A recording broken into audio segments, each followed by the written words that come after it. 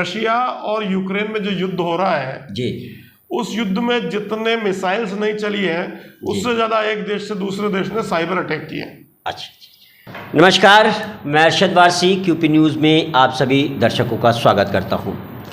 आज मैं राजस्थान की सबसे best company ever data technology में बैठा हुआ हूं और मेरे पास उस कंपनी के एमडी बैठे हुए हैं और आज हम उनसे उनका साक्षात्कार लेंगे, आपके रूबरू कराएंगे। आईटी टेक्नोलॉजी में हमारे देश में क्या हो रहा है इसकी जानकारी भी करेंगे और हम इससे पहले कि उनका तारुफ आपसे कराएं, वो कौन है, क्या है और इस जयपुर से क्या ताल्लुक़ है, उसके बारे में हम वार्तालाप करेंगे और आईटी टेक्नोलॉजी में उन्होंने अभी तक क्या किया है इस विषय में भी चर्चा करेंगे। तो सर, सबसे पहले मैं आपका नाम जानना चाहता हूँ, नाम हमारे दर्शकों को बताएं। नमस्कार, क्यूपी न्यूज़ को बहुत बहुत शुभकामनाएं।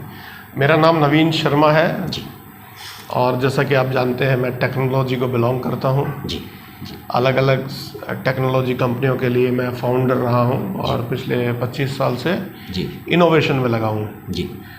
आईटी टेक्नोलॉजी जो आपकी यहाँ का एवर डाटा, ये राजस्थान का मात्र एक ऐसा एवर डाटा है, डाटा सेंटर है, एकमात्र प्राइवेटली ओन डेटा सेंटर है एवर डाटा राजस्थान में। जी, तो इसमें हम दर्शकों को बताना चाहते हैं आपके इसके माध्यम से कि ये डाटा सेंटर आपका क्या करता है। देखिए, डेटा सेंटर आज इंटरनेट का ज़माना है और इंटरनेट में आपको अपना डेटा, चाहे आप वेबसाइट देख रहे हैं, चाहे आप वीडियो मूवीज़ देख रहे हैं, चाहे आप ईमेल पढ़ रहे हैं, आपकी ईमेल कम्युनिकेशन हो रहा है, आपकी पिक्चर्स हैं, फ़ोटोज़ हैं, आपकी वेबसाइट्स हैं, ये सारा डेटा जैसे आपके घर में किसी कंप्यूटर पे, आपके लैपटॉप पे डेटा सेव रहता है, इंटरनेट के लिए भी इंटरनेट पे इतना डेटा, इसको कहीं ना कहीं स्टोरेज रहना ज़रूरी है जी। तो ये हमारे डेटा सेंटर्स जो होते हैं वहाँ पे ये सारा डेटा रहता है उन सर्वर्स में। सर्वर्स का मतलब बहुत बड़े जो कंप्यूटर्स होते हैं और काफ़ी फास्ट इंटरनेट पे जब भी ज़रूरत होती है वो वहाँ पे जी अवेलेबल हो जाता है। इतना बड़ा डाटा सेंटर आज आपने खड़ा कर दिया है। हम दर्शकों को बताना चाहते हैं कि, और दर्शक भी ये जानने के लिए उत्सुक होंगे कि आपने ये सब कैसे किया और कहाँ से शुरुआत की इसकी। देखिए, शुरुआत मुझे लगता है कि बहुत छोटे छोटे हम स्टेप से ही एक बहुत बड़ा, और जब हम कोई भी बहुत बड़ा आलीशान महल भी बनाते हैं तो उसकी शुरुआत बहुत छोटे नींव के पत्थरों से होती है। बिल्कुल बिल्कुल। तो मेरी शुरुआत तो बहुत पहले हमने सॉफ्टवेयर कंपनी के साथ चालू करी थी। हमारी इंडिया में, अमेरिका में अलग अलग सॉफ्टवेयर कंपनियां रही है और फिर हमने डेटा सेंटर चालू किया 2011 में जी।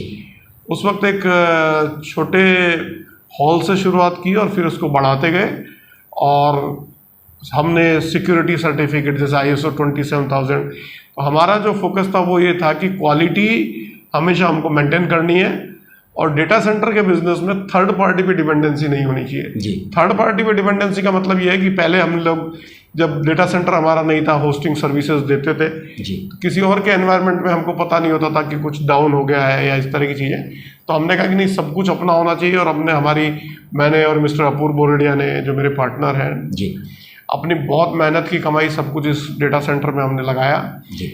और हम बहुत ही गर्व के साथ कह सकते हैं कि हम जीरो डेप्ट जी कंपनी है। हमने किसी थर्ड पार्टी से, किसी बैंक से कहीं कोई लोन नहीं लेके सब अपने बल पे इतना बड़ा डेटा सेंटर सेटअप किया है जी।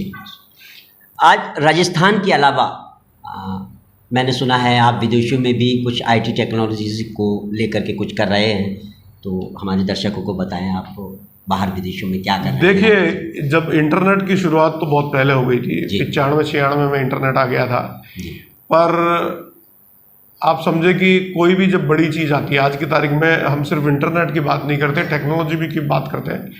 Technology is the key of success. आज की तारीख में छोटे से छोटे व्यापार से लेके बड़े से बड़े बिजनेस को, एंटरप्राइज को, टेक्नोलॉजी ही वो की है जो आपको सक्सेस देगी जी। और जब टेक्नोलॉजी आती है, अच्छी चीज़ें आती है तो रिस्क के साथ भी आती है जी। दुनिया में जो सबसे बड़ा रिस्क है वो है साइबर अटैक्स का रिस्क जी।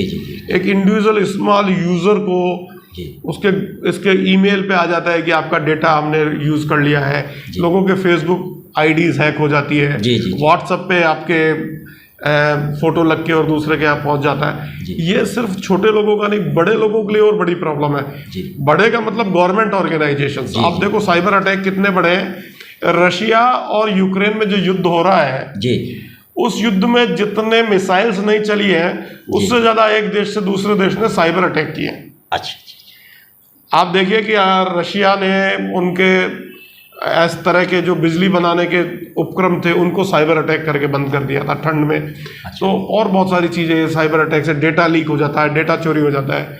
गवर्नमेंट ऑर्गेनाइजेशंस के लिए, बड़े बड़े ऑर्गेनाइजेशंस का डेटा लीक कर देना, बड़े, आप हिंदुस्तान की बहुत बड़ी एयरलाइंस के साथ प्रॉब्लम हुई। आपने देखा होगा एम्स के डेटा अटैक हुआ था, एम्स हॉस्पिटल का डेटा लीक हो गया, मतलब सर्विसेज बंद हो गई थी, एनक्रिप्ट हो गया था डेटा। रैंसमवेयर है जहाँ पे डेटा आपका ले जाते हैं, मिसयूज करते हैं, वापस देने के लिए पैसा मांगते हैं। ये बहुत बड़े जितने बड़े ऑर्गेनाइजेशन उतनी बड़ी प्रॉब्लम है। तो हम लोगों पे भी जब इस तरह के अटैक आए, उस वक्त मैंने अपना डॉक्टरेट शुरू किया था इस सब्जेक्ट पे जी। और कुछ ऐसे अटैक्स थे जिनमें बहुत बड़े ऑर्गेनाइजेशंस भी खुद को नहीं कर पाए और प्रोटेक्ट नहीं कर पाए। तो उस दिन मैंने डिसाइड किया कि हमको इस सब्जेक्ट पे डॉक्टरेट करनी है और मैंने अपनी पीएचडी डॉक्टरेट पिछले कुछ समय पहले ही पूरी की है। That is called community driven approach to stop the attack. See, जब अटैक होते हैं, साइबर अटैक होते हैं, तो सब तरफ से होते हैं, बड़े बड़े, किसी के मोबाइल से अटैक हो रहा है उसको पता नहीं, किसी सीसीटीवी कैमरे से भी अटैक होते हैं जी। तो इसको एक इंडिविजुअल ऑर्गेनाइजेशन के द्वारा रोक पाना संभव नहीं लगता। तो हमने एक ऐसा प्लेटफॉर्म बना दिया है जहां पे लोग एक दूसरे की हेल्प करते हैं जी।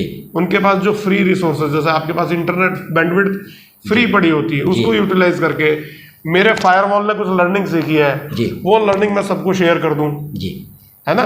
तो जैसे मेरे ऊपर एक अटैक आया, वो अटैक किसी और के ऊपर नहीं आएगा। इस तरह का पूरा सिस्टम हमने एक ब्लॉकचेन बेस्ड बनाया है जिसको हम इंटरनेट ऑफ ट्रस्ट चेन बोलते हैं जी। एक डिस्ट्रीब्यूटेड सिस्टम है जहां पे इंडिविजुअल ऑर्गेनाइजेशन का, इंडिविजुअल पर्सन का कंट्रोल नहीं है, कम्युनिटी का ही कंट्रोल है, कम्युनिटी से बना है और कम्युनिटी ही इसको स्ट्रॉन्ग कर रही है। इसमें फायदा क्या है कि जब भी कोई कुछ इंफॉर्मेशन शेयर करता है, अपने फ्री रिसोर्सेज शेयर करता है, तो उसको रिवार्ड मिलता है और दूसरे लोगों का उससे भला होता है। तो हमने इस तरह का एक इंटरनेट सिक्योरिटी सिस्टम बनाया है जो बहुत पॉपुलर होता लग रहा है मुझे, और विदेशों में हमने यही। अभी आपको एक पीएचडी की उपाधि से नवाजा गया है, तो उसके सिलसिले में बताएं कैसे ये उपाधि आपको मिली है पीएचडी। मैंने आपको बताया कि पीएचडी करना मेरा उस वक्त उद्देश्य नहीं था, पर माइक्रोसॉफ्ट टेक्नोलॉजीज पे सन 2018 में बहुत बड़ा अटैक हुआ जी। ये अटैक इतना बड़ा था कि उनका वेबसाइट 3 घंटे डाउन थी। गिटहब करके उन्होंने एक कंपनी को खरीदा था, वो 3 घंटे ऑलमोस्ट बंद रही। अच्छा। और उसके बाद ऐसा सुनने में आता है कि भाई काफ़ी कुछ रैंसमवेयर पे करके उस वेबसाइट को चालू किया गया शायद। तो इस तरह का अटैक हमारे ऊपर भी आया 6 महीने बाद, जहाँ पे कि हम भी बेबस हो गए एक बार।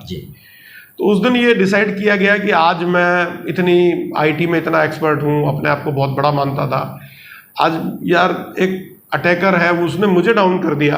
अच्छा। तो उस दिन ये संकल्प लिया कि जब बड़े ऑर्गेनाइजेशन, इतने बड़े ऑर्गेनाइजेशंस खुद को प्रोटेक्ट नहीं कर पा रहे, तो छोटा आम कंपनियां और इंडिविजुअल मोबाइल ओनर्स खुद को कैसे प्रोटेक्ट करेंगे। उस दिन ये संकल्प लिया कि एक ऐसा सॉल्यूशन बनाना है जो जिसमें किसी का पैसा भी नहीं लगे और वो अपने आप को सिक्योर कर सके साइबर अटैक से। तो फिर हमने ये रिसर्च किया, हमको ये नतीजा समझ में आया कि कलेक्टिव इंटेलिजेंस और कम्युनिटी ड्रिवन अप्रोच, जैसे हम जानते हैं जब भीड़ मारने आती है किसी को, तो उस इलाके के थाने वाले नहीं बचा सकते। 500 लोग किसी को मारने आ गए तो 10 पुलिस वाले उसको प्रोटेक्ट नहीं कर सकते। तो हमने एक ऐसा सिस्टम डेवलप किया, आप आपकी भाषा में समझे कि अगर आपको 500 लोग अगर नवीन जी को मारने आ रहे हैं तो उन 500 लोगों में से 40 लोग बचाने में आपको लग जाएंगे। बिल्कुल सही। एक इस तरह का हमने कम्युनिटी ड्रिवन एक सिक्योरिटी सिस्टम बना दिया है जी। और अप टू डेट बड़ा एक एग्जांपल आपको देता हूं कैसे इसको हमने किया है। कलेक्टिव इंटेलिजेंस को हमने यूज किया, जैसे चैट जीपीटी आपने नाम सुना होगा। जी। चैट जीपीटी में आर्टिफिशियल इंटेलिजेंस यूज होती जी। है। हमने आर्टिफिशियल इंटेलिजेंस को एक नए लेवल पे लेके गए हैं। जी। यहाँ पे मेरी आर्टिफिशियल इंटेलिजेंस आपकी हेल्प करती है, आपकी आर्टिफिशियल इंटेलिजेंस मेरी हेल्प करती है। जी जी। एक एग्जांपल इसको कोरोना के केस में देता हूं मैं जी। कि जैसे कोरोना हुआ, किसी को कोरोना का एक नया वेरिएंट आया, बिल्कुल। मान लीजिए हम 5 लोग यहाँ बैठे हुए हैं जी। मेरे ऊपर कोरोना का नया वेरिएंट का अटैक हुआ, जी। मैं उससे इन्फेक्टेड हुआ हूं, तो उसका भी वैक्सीन तो आया नहीं है। बिल्कुल। लेकिन मेरी बॉडी ने अगर मेरे को 4-5 दिन में ठीक कर दिया, रिकवर कर दिया, इसका क्या मतलब है कि मेरे इम्यून सिस्टम ने उसका वैक्सीन बना लिया है। सही। अगर ये वैक्सीन किसी तरीके से मैं पूरे जनसंख्या को, जितने भी दुनिया में लोग हैं, उनको अगर मैं शेयर कर दूं, सही, तो क्या कोरोना किसी को वो वेरिएंट अटैक करेगा? नहीं करेगा, खत्म हो जाएगा। हेल्थ केयर में तो हम नहीं कर सकते, हम इस चीज के एक्सपर्ट नहीं है। ये चीज हमने कर दी है इंटरनेट और आईटी में। जी। किसी भी मोबाइल पे, किसी भी कंप्यूटर पे, किसी भी सर्वर पे एक अटैक आएगा, उस अटैक को वो कंप्यूटर समझ के उसका जैसे ही तोड़ बन जाता है, वो तोड़ दुनिया के हर कंप्यूटर के पास, हर डिवाइस, इंटरनेट डिवाइस के पास होगा। That is called collective intelligence. और जिसने लोगों को बचाया उसको इस चीज की रॉयल्टी भी मिलेगी। हिंदी में यानी अगर इसको कहा जाए तो आपने एक सुरक्षा कवच तैयार कर दिया है। बिल्कुल। कि अगर कोई अटैक करता है तो वो सुरक्षा कवच जो है वो उसको कवरेज करेगा और अटैक करने से बचाएगा। बिल्कुल।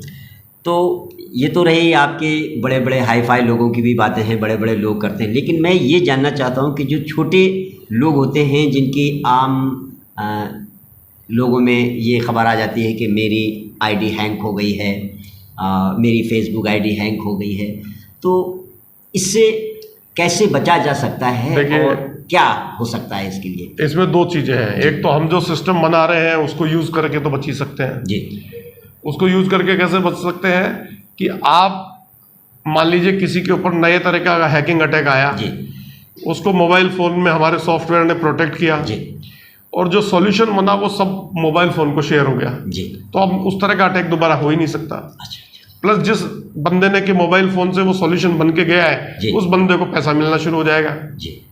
अच्छा, है ना, वो पैसा भी कमा रहा है, खुद को प्रोटेक्ट भी कर रहा है और पैसा भी कमा रहा है। अच्छा। बाकी जो हम एक ह्यूमन बीइंग, एक नॉर्मल हम लोग हैं, सोशल सामाजिक प्राणी है जी, तो थोड़ी सी अवेयरनेस करके हम वैसे भी बच सकते हैं। वो अवेयरनेस आपको मैं समझा देता हूँ कि होता क्या है कि हम अनवांटेड मैसेज, अननोन यूजर्स के मैसेज नहीं पढ़ें, उनके लिंक्स डाउनलोड नहीं करें उनके, खास करके हाँ, खास करके क्या होता है कि एंड्रॉइड फोन जो लोग यूज करते हैं वो कोई भी एप्लीकेशन डाउनलोड करके इंस्टॉल कर लेते हैं।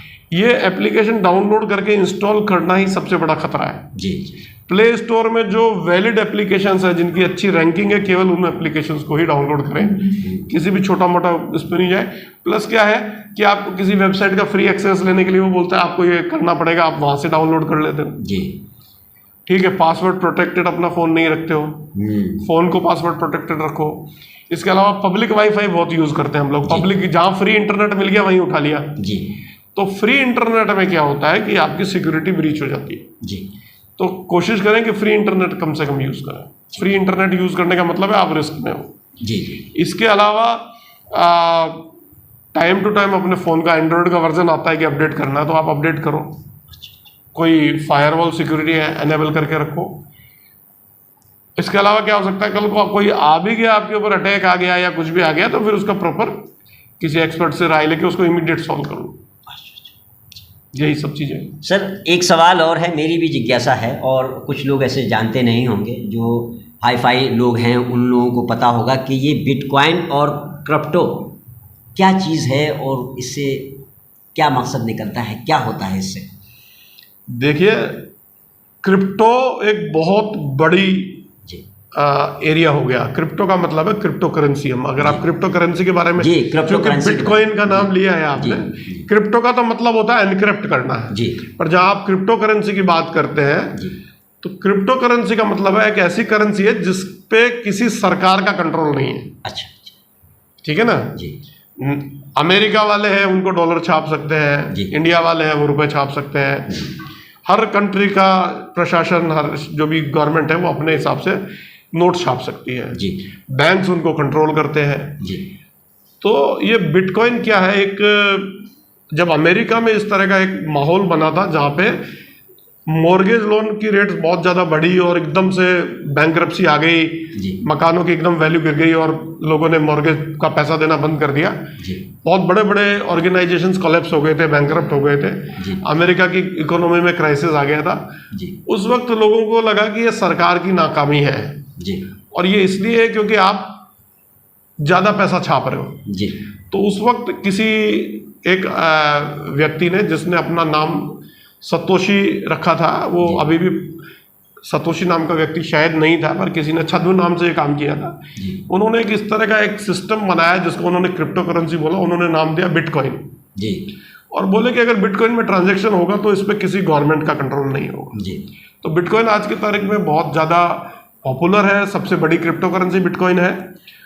और लेकिन वही है कि जहाँ कंट्रोल नहीं होता है तो वहाँ नुकसान भी होता है। जैसे हम अपने बच्चे की बात करें, जी अगर हम हमारे बच्चे को कंट्रोल में रखेंगे तो सब चीज़ें अच्छी अच्छी होगी, कुछ बुरी भी होगी। बिल्कुल क्रिप्टो करेंसी के साथ भी जो बड़ी प्रॉब्लम हुई वो ये हुई कि बिटकॉइन पे चूंकि किसी का कंट्रोल नहीं है, जी कौन किसको भेज रहा है ये पता नहीं चलता है, सही तो उसमें अच्छी चीज़ें तो होनी थी जो हुई, पर जो जुर्म, जो हम अपराध के लिए उपयोग में आने वाला बड़ा कॉइन बन गया है। जी जैसे हवाला जब अंतर्राष्ट्रीय स्तर पे किया जाए जी जी तो बिटकॉइन एक उसका माध्यम बना। हम्म हम बोलते हैं डार्क वेब बोलते हैं, जी स्पेशली रशिया और इस साइड के जो ये कंट्रीज है जहाँ बहुत अच्छी चीज़ें नहीं है, चाइना और इस साइड में, तो वहाँ पे हथियारों का, या आप मान के चलो और भी किसी भी तरह का, तो हम जब सिक्योरिटी में जब हम पढ़ते हैं, आर्टिकल्स पढ़ते हैं, देखते हैं, तो वहाँ पे गलत लेन देन, जो ऐसे सारे लेन देन जो लीगल नहीं है वो बिटकॉइन में होने लगे। अच्छा अच्छा तो बिटकॉइन, इसीलिए बहुत सारी सरकारें बिटकॉइन को, जैसे हिंदुस्तान में तो लीगल टेंडर नहीं है बिटकॉइन या कोई भी जी। क्रिप्टो करेंसी नहीं है। जी कुछ सरकारें हैं जो उसको लीगल टेंडर भी दे रखा है, कुछ सरकारों ने बिल्कुल बैन कर रखा है, कुछ सरकारों ने उसको एज ए ट्रेडिंग जी अलाउ कर रखा है, कमोडिटी की तरह अलाउ कर जी। रखा है, जैसे सोना चांदी बेच सकते हैं कुछ। अब नए नए कॉइन्स आ रहे हैं, लेकिन बिटकॉइन एक डिजिटल करेंसी है या क्रिप्टो करेंसी एक डिजिटल। तो आज की तारीख में हर गवर्नमेंट अपनी खुद की क्रिप्टो बोलो या आप बोलो डिजिटल करेंसी लेके आ जी रही है, डिजिटल जिसको बोलते हैं सेंट्रल बैंक डिजिटल करेंसी, जी CBDC। जी और CBDC क्या है? वही करेंसी क्रिप्टो में जो जी। बिटकॉइन में जो इनरेगुलेटेड, बिना रेगुलेट किए हुए जी। इंडिविजुअल और लोगों ने बना दी, उसी को वो सेंट्रल बैंक डिजिटल करेंसी में गवर्नमेंट एक अच्छे रूप में लेके आ रही है। जी जी सर, आखिर में मैं आपसे एक देशवासियों के लिए संदेश लेना चाहता हूं कि अगर IT टेक्नोलॉजी में हमारे देश का युवा कुछ करना चाहता है तो आपका क्या संदेश होगा उनके लिए? आखिरी समय। देखिए, मैं आपको बताऊंगा कि IT टेक्नोलॉजी अभी भी बहुत तेज़ी से बढ़ने वाली चीज़ है। जी और मज़े की बात यह है कि आप किसी भी बिजनेस में, किसी भी काम में जाओ, IT का उपयोग होना ज़रूरी जी है ना। तो IT में बहुत स्कोप है, ऐसा नहीं समझे कि आ गया है अभी और अब स्कोप नहीं है। IT में बहुत स्कोप बढ़ेगा। IT में आर्टिफिशियल इंटेलिजेंसी, लोगों को लगता है जॉब खा रहा है, पर आर्टिफिशियल इंटेलिजेंसी का काफ़ी स्कोप बढ़ेगा। ब्लॉकचेन हमने जिसकी बात करी है, जी जी जी ब्लॉकचेन का स्कोप बढ़ेगा। जी क्लाउड पे काफ़ी काम हो रहा है, क्लाउड, डिस्ट्रीब्यूटेड क्लाउड आने वाला है, जी जी जी एज कंप्यूटिंग आ रही है। जी तो मेरा आप लोगों से यही निवेदन है कि आपकी जो भी कैपेसिटी हो, उस कैपेसिटी में आप लर्न करें इंटरनेट टेक्नोलॉजी को, कंप्यूटर टेक्नोलॉजी को, IT को, और आपका भविष्य उज्जवल होगा ही होगा।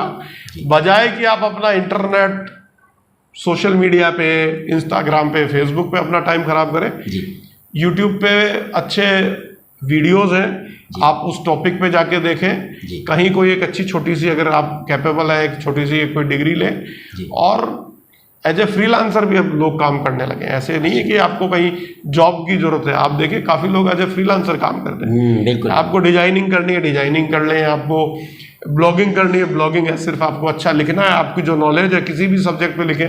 जी डिजिटल मार्केटिंग कर सकते हैं, प्रोग्रामिंग कर सकते हैं। जी मेरे कहने का जो आपसे है, जो मेरे से, मैं फाइनल बात कहना चाहूँगा, मैं काफ़ी लोगों से मिलता हूँ, उनको लगता है कि कंप्यूटर और IT टेक्नोलॉजी बहुत ज़्यादा कठिन है। जी ये कठिन नहीं है।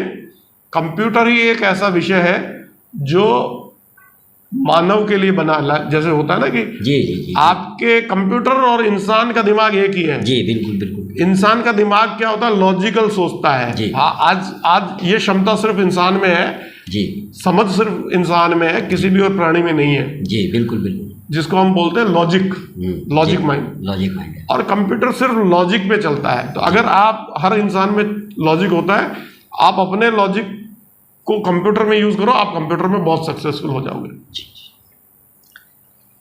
ये थे mister Naveen Sharma ji, IT technology के बहुत बड़े ज्ञाता, एवा डाटा टेक्नोलॉजी प्राइवेट लिमिटेड के मालिक।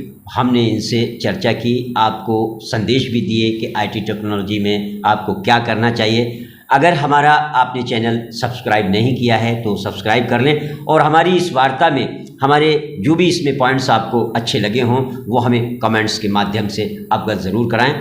और इसके अलावा ये भी कहना चाहूँगा मैं जी, कि और किसी के भी कहीं भी कोई टेक्नोलॉजी को लेके क्वेश्चन है जी, तो वो कमेंट्स में अपने क्वेश्चंस लिखें। जी, हमारे इंजीनियर्स हमेशा सहायता के लिए तैयार हैं, वो जवाब भी देंगे। बैठ।